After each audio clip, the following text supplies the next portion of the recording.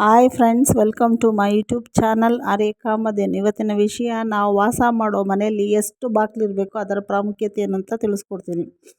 Friends, ಒಂದು ಬಾಗಿಲಿದ್ರೆ ಸಂಪತ್ತು friends, 2 ಬಾಗಿಲಿದ್ರೆ ಅಭಿವೃದ್ಧಿ, 3 ಬಾಗಿಲಿದ್ರೆ ಅರಿಷ್ಟ, 4 ಬಾಗಿಲಿದ್ರೆ ಸನ್ಮಾರ್ಗ, 5 ಬಾಗಿಲಿದ್ರೆ ಕಲಹ, 6 ಬಾಗಿಲಿದ್ರೆ ಸೌಭಾಗ್ಯ, 7 ಬಾಗಿಲು ಇರಬಾರ್ದು ಫ್ರೆಂಡ್ಸ್, ಇದ್ದರೆ ತೊಂದರೆ.